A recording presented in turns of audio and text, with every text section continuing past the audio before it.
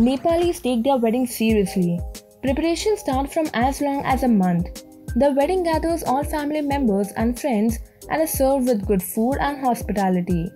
The traditional outfit for the groom is called the Dora Suruval, where the Dora is an embroidered suit and the Suruval is the trousers. The groom also wears a matching dhaka topi, the hat, a patuka, the belt, and matching shoes. The traditional outfit for the bride is an embroidered, heavily decorated sari or a lehenga, usually red. The bride wears a lot of gold embroidery, mostly all over the body, including the head, the nose rig, neck, hands, and legs. The Muslim wedding ceremony in Egypt, called the Khatab el-Khatab, is usually held in a mosque. The wedding dress can be of two types, all in white, which is also known as all pure, and all in gold, which is known as all rich. The all gold is a reflection of a wealthy and respectful wife, where the dress itself is ornate with gold along with jewelry and headdress. The dress has lots of embroideries and wealthy decorations on it. The other version, the all white, is a more elegant white gown with golden decorations that stand for simplicity wealthy. Cambodian weddings are all about multiple rituals and family gatherings. The outfit consists of three elements: the top, the bottom, which is called the sompot, and a scarf called the krama.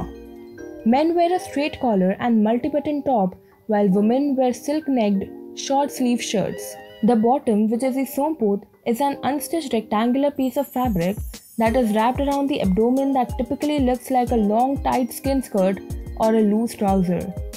Other accessories like capes or shoes are usually not worn in Cambodia, except for the royal weddings. Along with that, you may see a checkered scarf or the krama, which is a cotton fabric wrapped around the neck. A Hindu-Indian wedding consists of several functions for which the bride and groom wear different attires. The bride's outfit for the main wedding ritual is called a lehenga, which is traditionally a red embroidered sari with intricate designs. A scarf is draped around the head with lots of mostly gold jewelry. The groom's outfit may either be a sherwani, which is a long jacket, or a kurta with a dhoti as the bottoms. The head is veiled with a dupatta, which is usually called a sehra or safa. Certain things like henna and a bindi on the forehead of the bride are important cultural marks in an Indian Hindu wedding. All of us are aware of the Western wedding culture and attire, and we believe it's beautiful. Although from the States, you see those expensive white gowns on the internet, the local brides have a lot to say when it comes to the dream gown.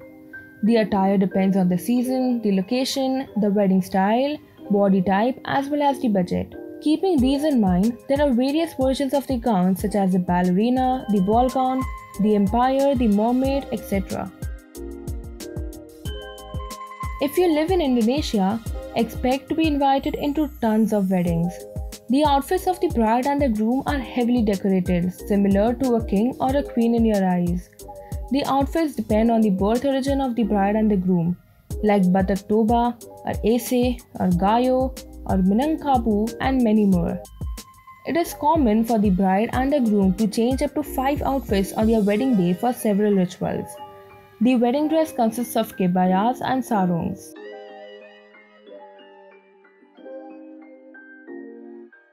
Russian weddings have rich traditions and exciting rituals, like a groom paying a ransom to free his kidnapped bride when he arrives at her parents' home.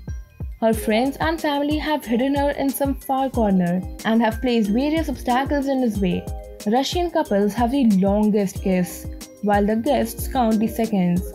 The bride's dress is usually made from white fabric, the color of joy and the symbol of purity and chastity.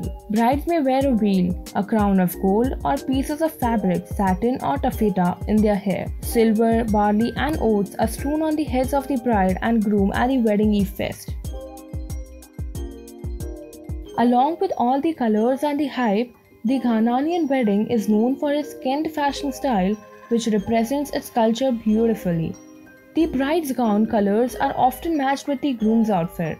The bride's attire usually includes a blouse, a wrap skirt, a head wrap, a shawl, and a veil.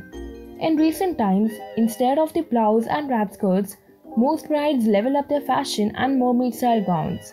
The groom is either seen in white jacket and trousers with a shawl and headband or in a fabric wrapped around the body, which usually matches with the bride's fabric.